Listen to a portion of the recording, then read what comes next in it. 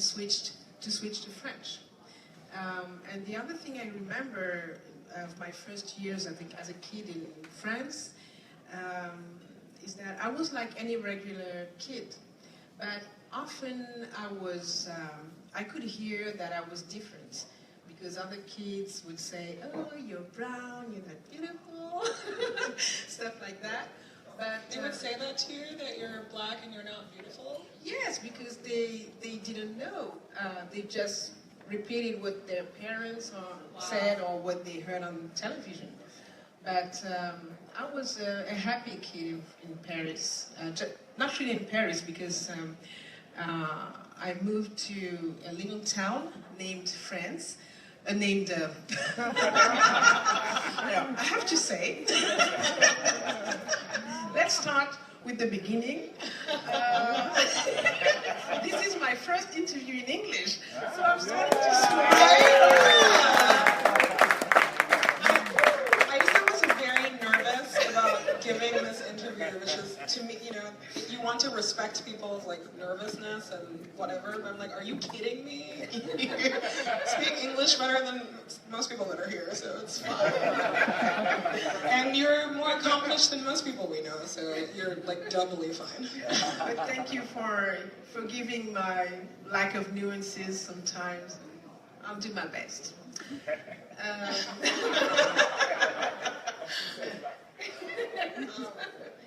It makes me very happy that as African people, we can always bond over being too cold. That is the near universal experience, so that makes me happy. But so, yeah, I'm really interested by that, just being so young and, being in France, and I assume that you also didn't live in Paris, right? Unless you were living outside of Paris, and that probably added to the kind of provincial feel of the experience. In fact, my father was a journalist. So I think that I've been helped at home because I was given all the tools in terms of language, in terms of culture, to be integrated. I don't like that word in French. I don't know how it sounds in English, but I was not feeling as a foreigner. I was completely French and completely at ease with my African culture at home and with my French culture outside, for example, at school. Yeah. And I remember my father was he was someone very open. He could speak with a lot of respect to a homeless and then to another intellectual like him. He was very open, and I think that it has helped me being very comfortable in life. That's great. Do you remember your first memories also of watching French cinema? Who were the I don't know, the famous maybe African or black actors on cinema at the time? Are you kidding me? I mean, there were none of them at that time. I have very candidly said to a lot of people that, to me, you are the most famous black French actor, period. I cannot recall, a body of work that is as extensive or all of that. And obviously it's a testament to you, but it's also, it feels very shocking, that there is this moment where they were just not visible. I remember watching a lot of black American actors in movies, but no French black actors. When I was a kid, I have to confess that I didn't realize that there was a problem. I just watched movies like any other kid, and I could identify myself to French white actresses like Romy Schneider, for example, or Nathalie Baye, or many other French actresses who do great work. I started realizing that there was a problem when I became an actress myself, because I didn't intend to go through problems because of my skin color. The casting directors and the directors, the people who run the TV channels, they thought that the French audience wasn't ready to see black actors on TV. But what was really strange to me that there were actually many black actors, but all of them were American, like in The Prince of Bel-Air or The Cosby Show. So I was like, okay, what's the problem? Because there are black actors on air every day, and people can identify with no problem. So what's wrong with French black actors?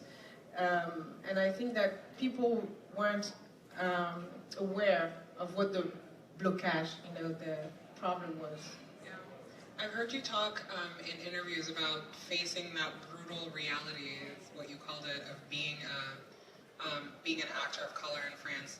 When do you have like a specific example of how that has manifested itself, or what the reality looks like? Sorry? Or what the reality looks like? It's very simple. I was 20 and I was asking my agent to send me to all the castings where they were looking for actresses of 20 years old. I mean, as long as the story allowed it, Yeah. And when I arrived, the casting directors were puzzled. And they were freezing like, what are you doing here?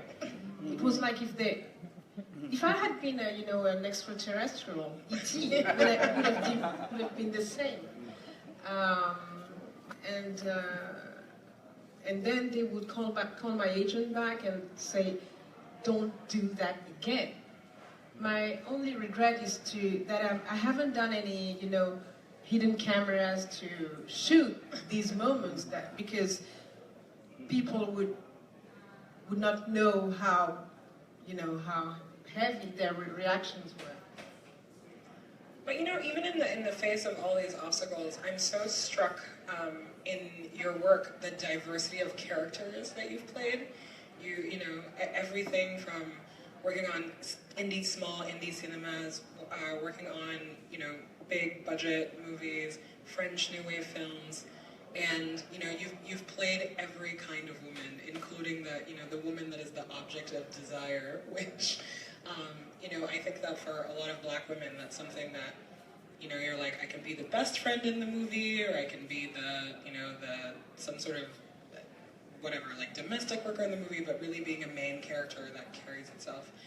What do you think is, what makes you choose those roles, and where, what is the thought behind that process of all the different characters you've played?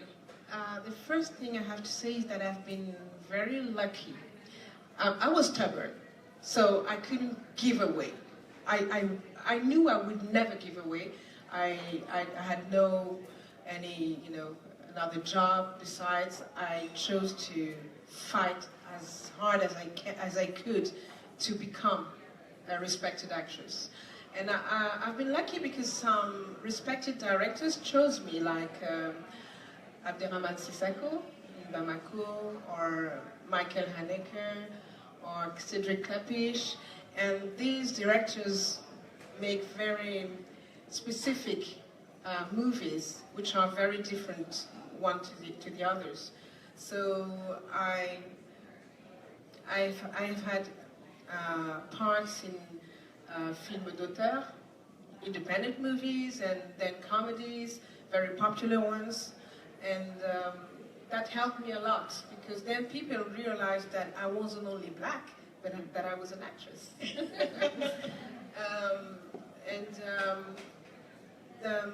The thing that I love in cinema is that I have the possibility to do new things that I haven't done before, and I love to dive into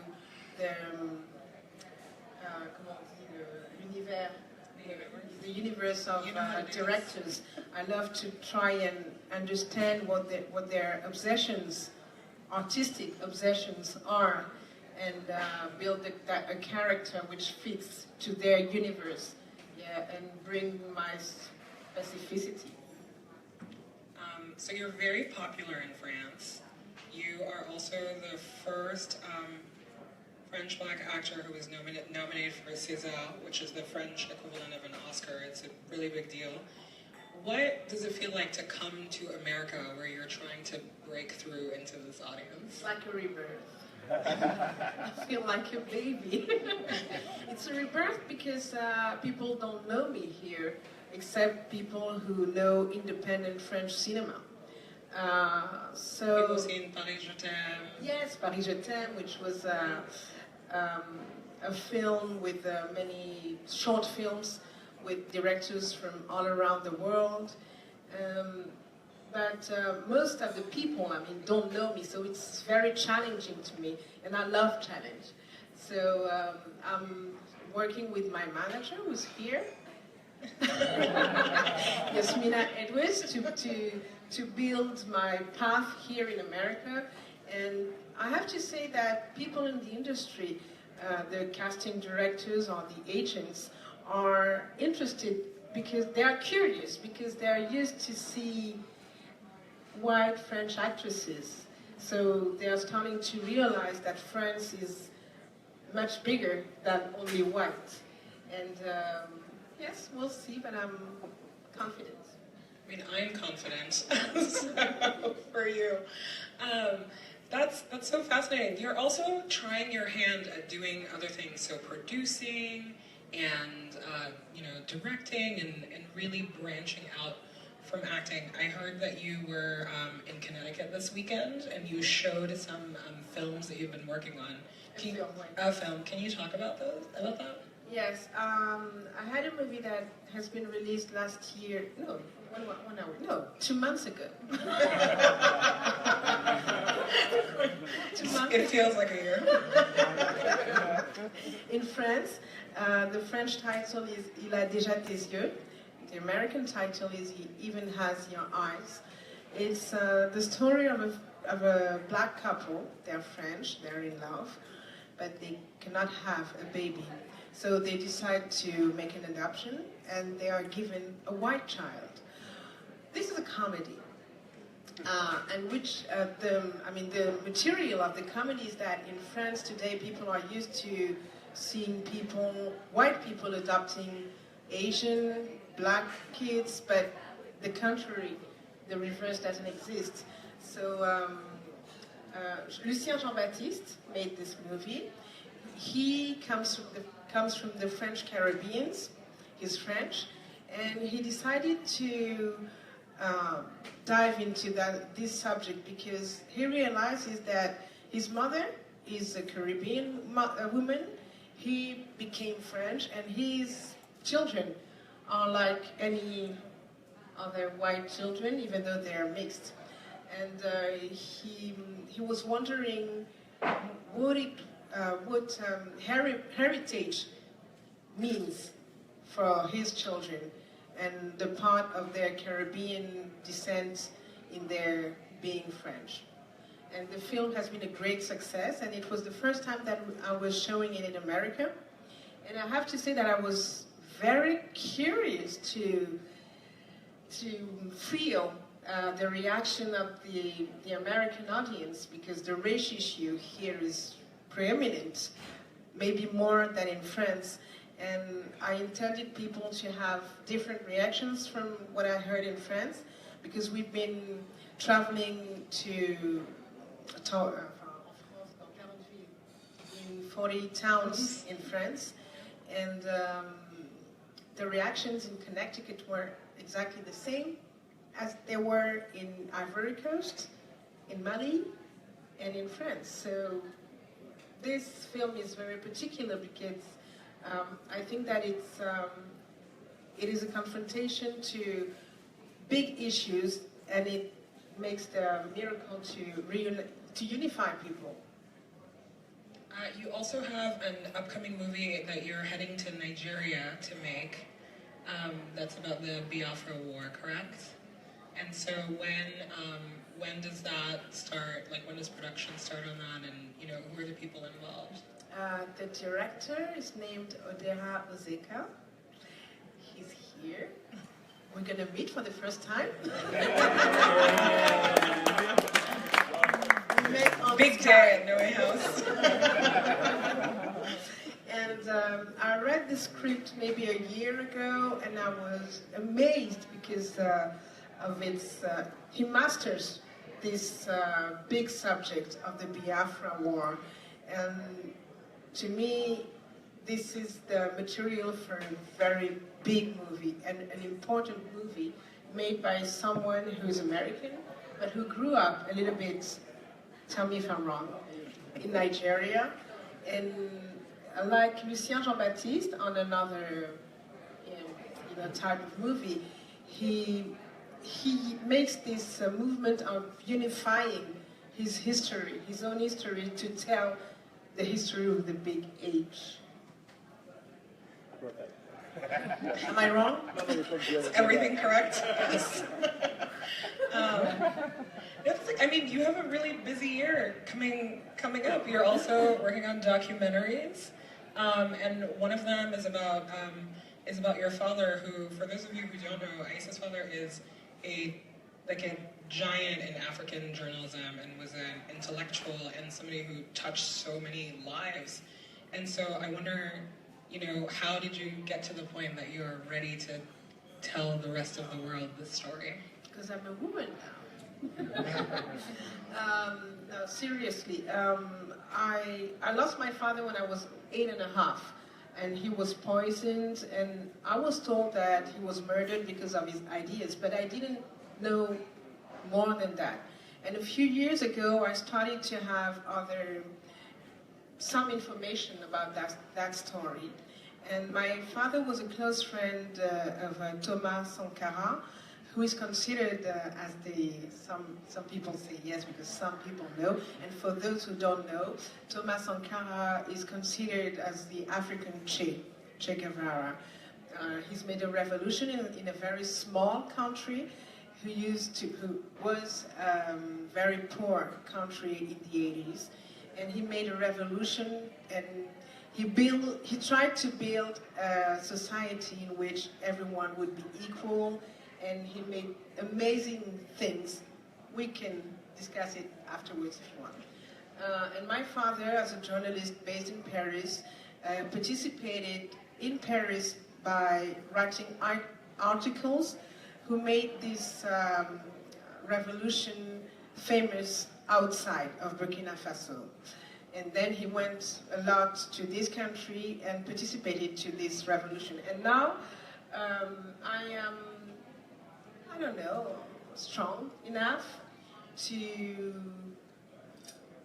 make a film about men, African men, who tried to build an equal society in Africa through the portrait of my father. And you're an activist in your own right also. I noticed that you signed on to a letter about the issues that are happening in Cameroon, around internet being shut down right now, and there are many causes that you care about.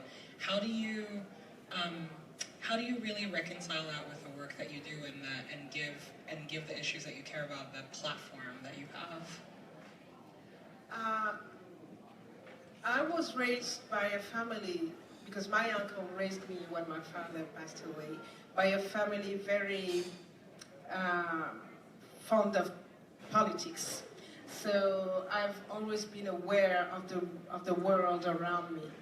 And when I became an actress, I was challenged, as I was saying before, by my condition of being a black actress in France. And these challenges made me be more aware of equality topic in the society. So for me, it's something natural to be involved in certain causes. Do you remember the moment where you decided you wanted to be an actor? You were like, this is how I'm going to make money. This is what I'm going to do with my life. I'm not scared anymore. I was 14 and I was at middle school, and I had a very special teacher. She taught French literature. And she decided to quit with teaching and become a director. And she wrote a play, a musical named The Longest Night. And she chose me and another pupil, and I had to, beg my parents, my uncle and my aunt, so that they let me, play. And they finally agreed, and I did this for 3 years until I was 17, and that gave me this virus, and I had to fight within myself to be able to tell people that I wanted to become an actress, because I was kind of shy, a little bit ashamed, like, who are you to think that you're going to be an actress? And but I knew that I was unable to do anything else. I wanted to be on stage and in front of a camera. Did you have a lot of family pressure? Because, in a lot of our families, you can only be a doctor or a baker or a really consequential journalist. So I'm very lucky because I didn't have to deal with that type of pressure. I mean, my parents were, yes, they were inquiet. They were, what's the word in English? They were worried. Worried, thank you. She knows, she always knows. They were worried, but they let me free with this choice. That's great. One of my favorite things about you is that you wear your hair natural, and I think that in Europe at least, that feels like a very recent thing that is becoming more and more visible. But did you ever, what was your thinking around that? I don't relax my hair, but I love to use many different things like... They're just tools. Let's keep it secret. But my hair is natural. It's always been... No, I've tried... When I was 14, I've done it. I've relaxed my hair, and I looked like, a bird. It was horrible. So I decided not to do it anymore. And I've witnessed these last years in France that there's a movement, the same that has been in America, the nappy movement, and I think it's a great thing because black women are starting to be aware of who they are, and they stop to be ashamed of being black or having African hair. So I think it's a great thing. One of the things I think that's so remarkable to talking about people who know you or people who know your work is how, one, generous you are and how dedicated you are to, helping the other women in your cohort and really encouraging and supporting. Who are the contemporary women right now that are, they're part of your board of directors, or they're your people that you talk to, and that's your community, really? Many different people. I have some little young girls in the industry that I try to help as much as I can. Some of them want to become actresses. Some want to become script writers, and I think it's important as an older actress to try and help them in the industry, because since now it's not easy in France for anybody, to become someone in the industry. And the people I'm close to are Rokhaya Diallo, that maybe you've heard of, or Sonia Roland.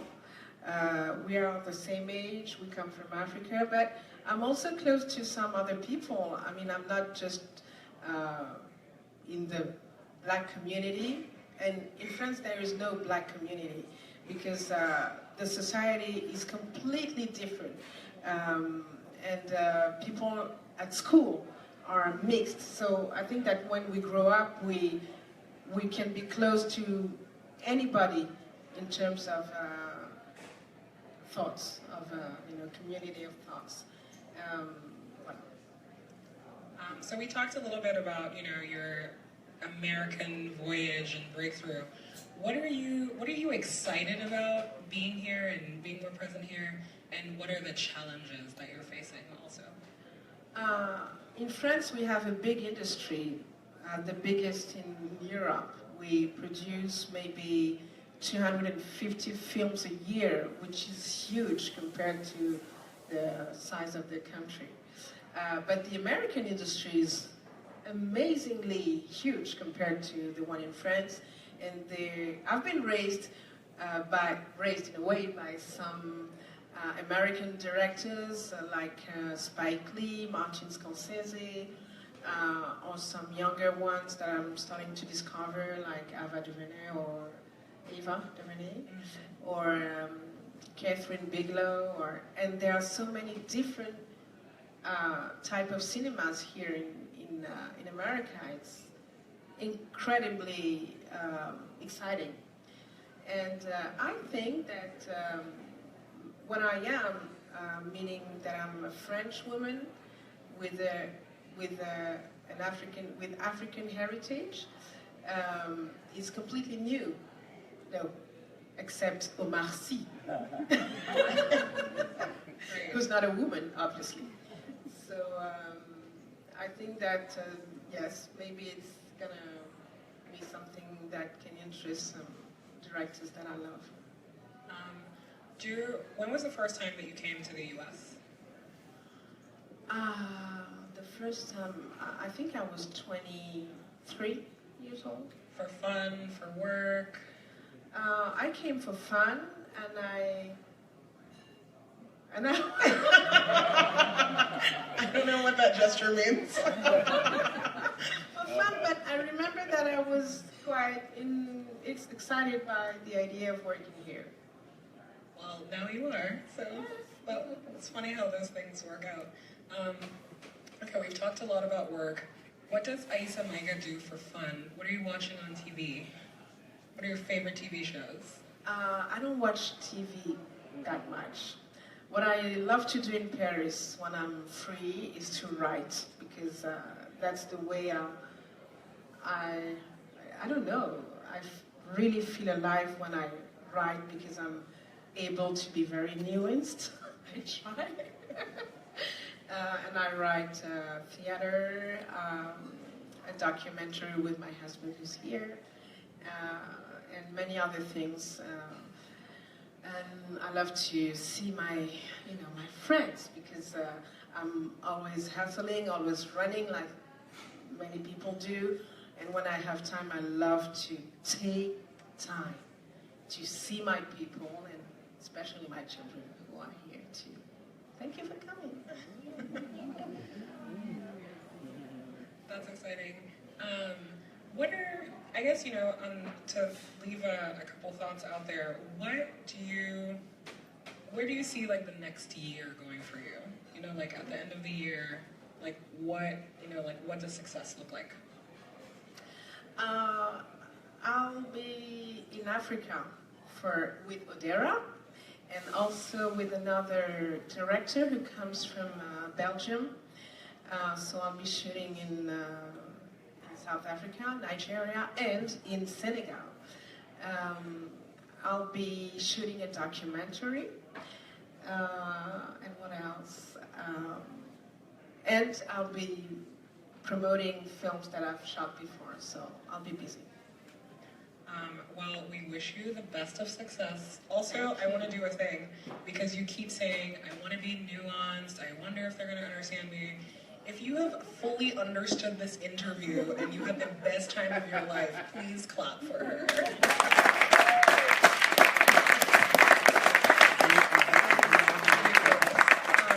think we're going to open it up for a couple of questions. And how do you want to run that? Perfect. Great. Anybody has questions? Yes.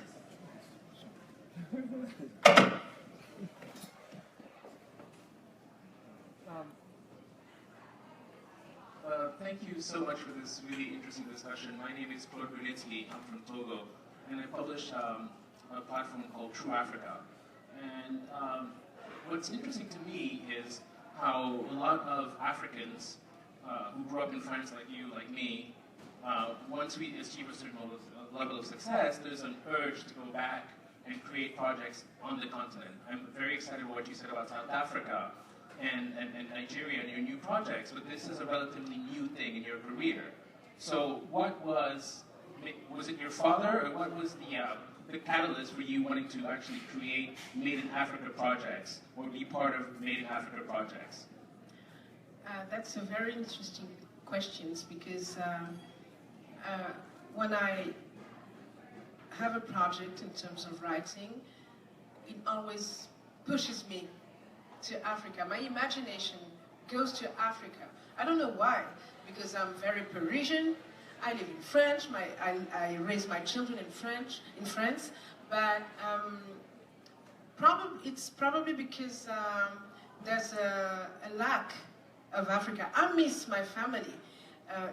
But it's a very subtle thing, because I don't spend my time talking about them and talking about my roots, but it's something that is in me, and like, some kind of obsessive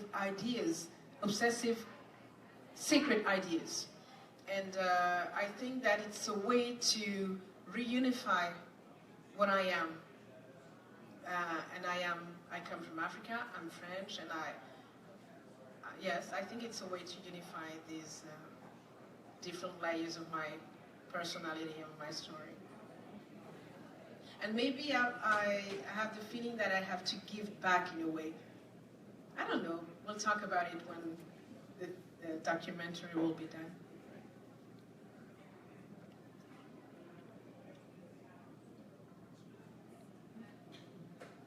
I just want to say thank you for a great interview. That's another question. Merci. I've got a question. Actually, it's for both of you. It's not a question, it's more of a, what's your wish for Africa at this point?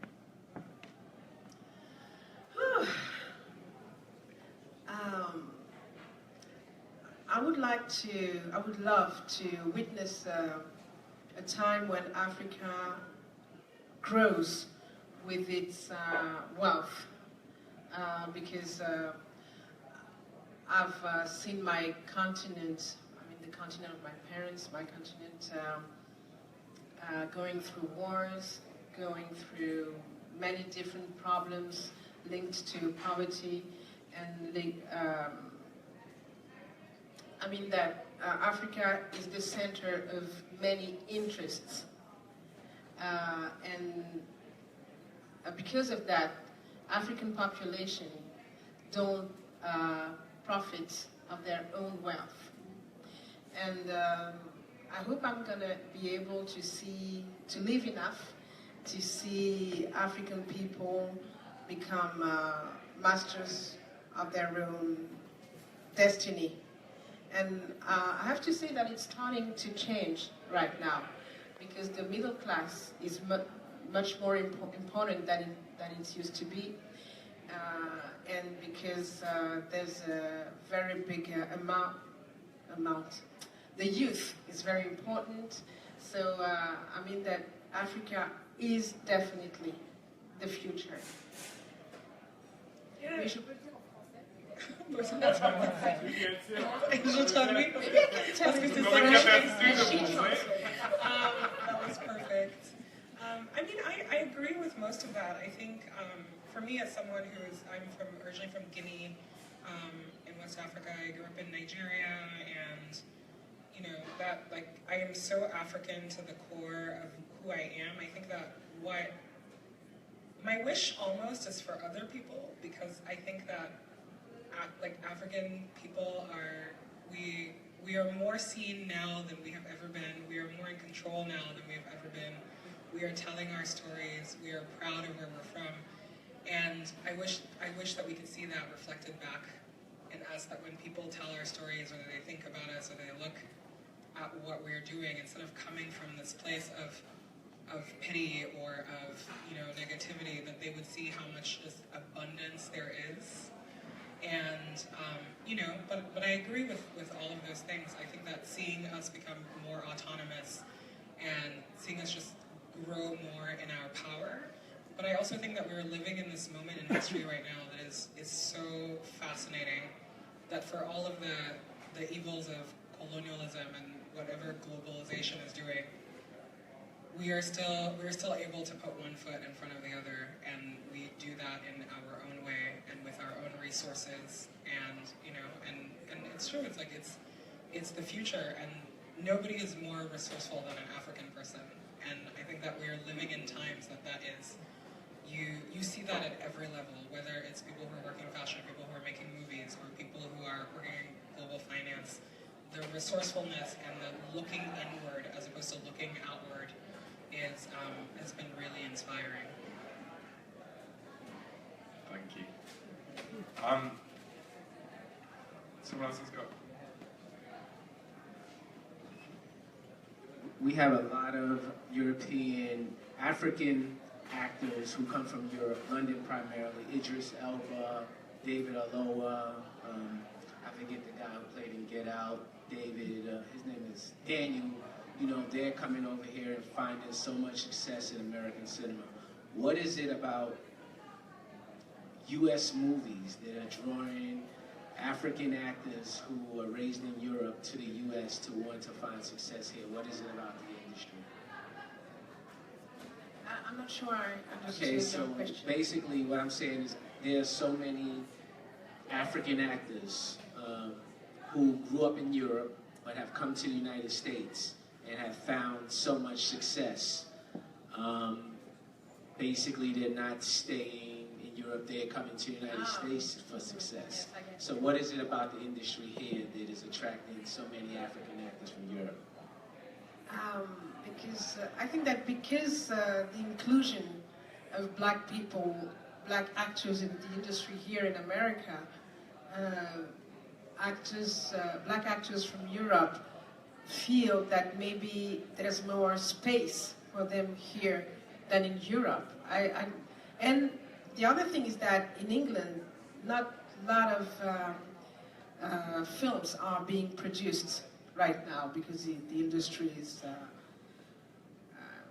has fallen down. So it's not the same in France, but as I told before, I think that the problem is that the imagination of French, in the French industry, there is not that much space for actors that are black. So we are, of course, dreaming of getting parts in American movies, even though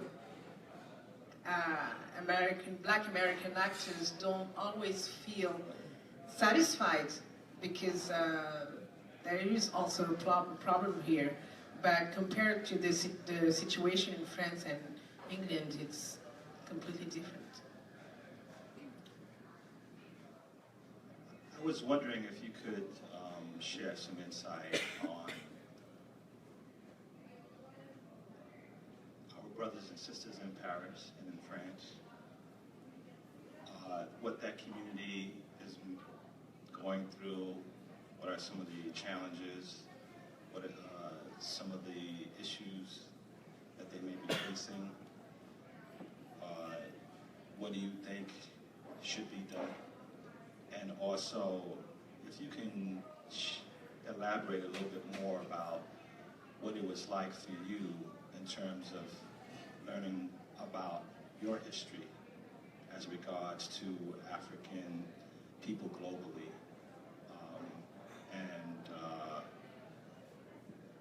Was it something that you think had a good impact on you, bad impact, and what is required, do you think, to change that if it was bad?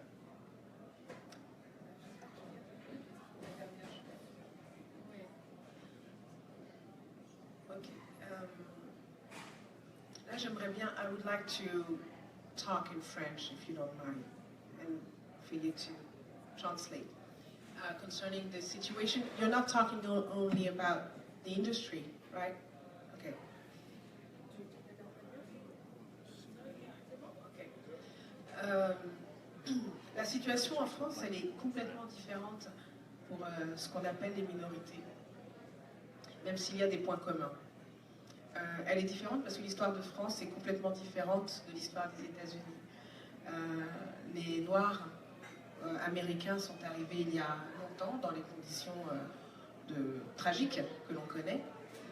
Et l'histoire de France par rapport à ses colonies a créé différentes vagues d'immigration qui sont finalement assez récentes. Donc la présence des Noirs sur le sol français, elle date des années 60, 70. Enfin voilà, on est à l'échelle d'une génération.